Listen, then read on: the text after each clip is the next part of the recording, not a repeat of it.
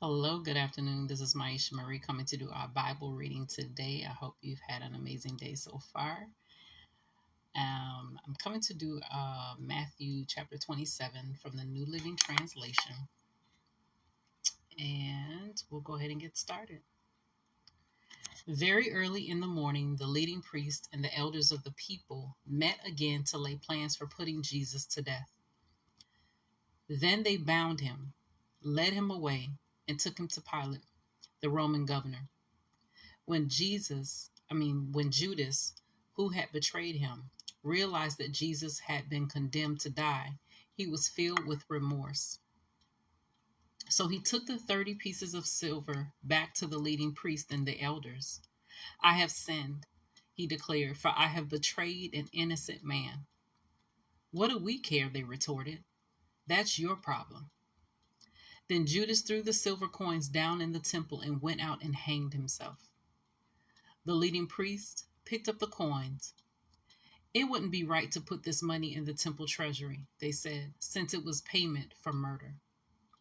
After some discussion, they finally decided to buy the potter's field, and they made it into a cemetery for foreigners. That is why the field is still called the field of blood. This fulfilled the prophecy of Jeremiah that says, they took the 30 pieces of silver, the price at which he was valued by the people of Israel, and purchased the potter's field as the Lord directed. Now Jesus was standing before Pilate, the Roman governor. Are you the king of the Jews? The governor asked him. Jesus replied, you have said it. But when the leading priests and the elders made their accusations against him, Jesus remained silent. Don't you hear all these charges they are bringing against you? Pilate demanded. But Jesus made no response to any of the charges, much to the governor's surprise. Now it was the governor's custom each year during the Passover celebration to release one prisoner to the crowd, anyone they wanted.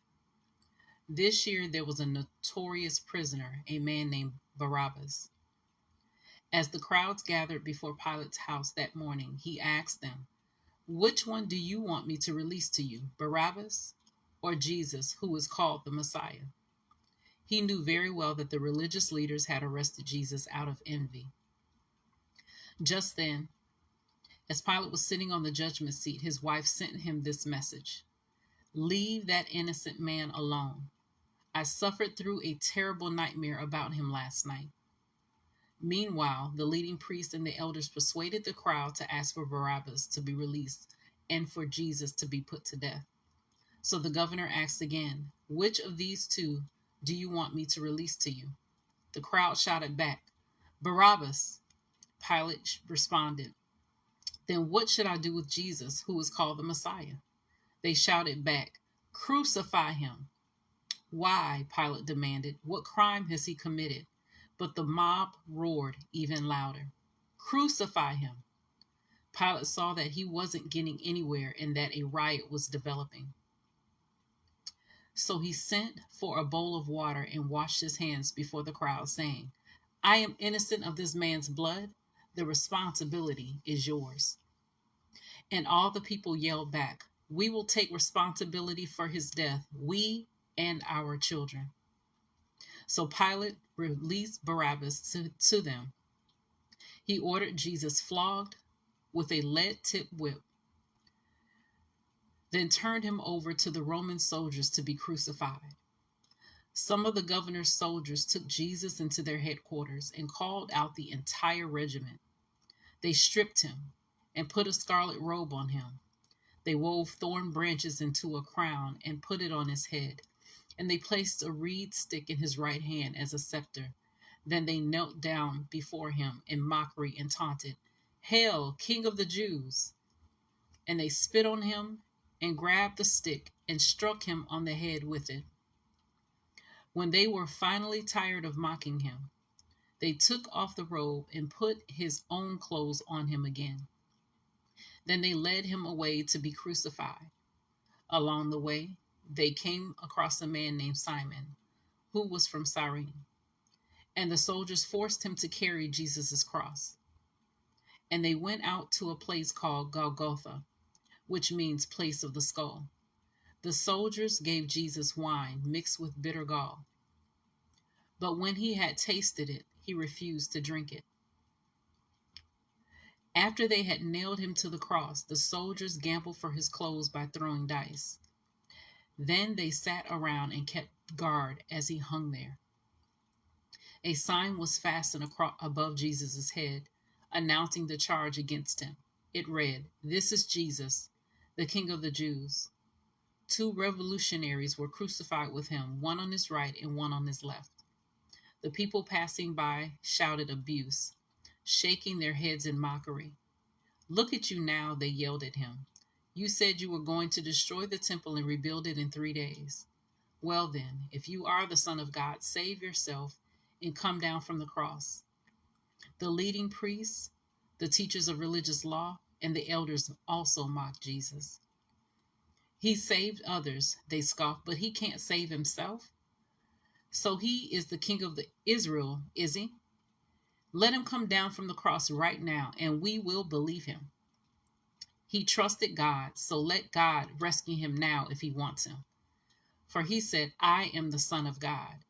Even the revolutionaries who were crucified with him ridiculed him in the same way. At noon, darkness fell across the whole land until 3 o'clock. At about 3 o'clock, Jesus called out with a loud voice, "Eli, Eli, lema sabachthani," which means, my God, why have you abandoned me?" Some of the bystanders misunderstood and thought he was calling for the prophet Elijah. One of them ran and filled a sponge with sour wine, holding it up to him on a reed stick so he can drink. But the rest said, "Wait, let's see whether Elijah comes to save him." Then Jesus shouted out again, and he released his spirit. At that moment, the curtain in the sanctuary of the temple was torn in two from top to bottom. The earth shook, rocks split apart, and tombs opened. The bodies of many godly men and women who had died were raised from the dead. They left the cemetery after Jesus' resurrection, went into the holy city of Jerusalem, and appeared to many people. The Roman officer and the other soldiers at the crucifixion were terrified by the earthquake and all that had happened. They said, "This man truly was the Son of God." And many women who had come from Galilee with Jesus to care for him were watching from a distance. Among them were Mary Magdalene, Mary, the mother of James and Joseph, and the mother of James and John, the sons of Zebedee. Even as evening approached, Joseph, a rich man from Arimathea, who had become a follower of Jesus, went to Pilate and asked for Jesus' body. And Pilate issued an order to release it to him. Joseph took the body and wrapped it in a long sheet of clean linen cloth. He placed it in his own new tomb, which had been carved out of the rock. Then he rolled a great stone across the entrance and left. Both Mary Magdalene and the other Mary were sitting across from the tomb and watching. The next day, on the Sabbath, the leading priests and Pharisees went to see Pilate. They told him, "Sir, we remember what that deceiver once said while he was still alive. 'After 3 days I will rise from the dead.' So we request that you seal the tomb until the 3rd day. This will prevent his disciples from coming and stealing his body and then telling everyone he was raised from the dead. If that happens, we'll be worse off than we were at first." Pilate replied, "Take guards and secure it the best you can." So they sealed the tomb and posted guards to protect it. That was Matthew chapter 27, the New Living Translation. I pray that the word was a blessing to you, to those that chose to hear it. I pray that it allows you to want to go back and search the scriptures to see what is true. You guys take care, and Lord willing, I will see you tomorrow. God bless.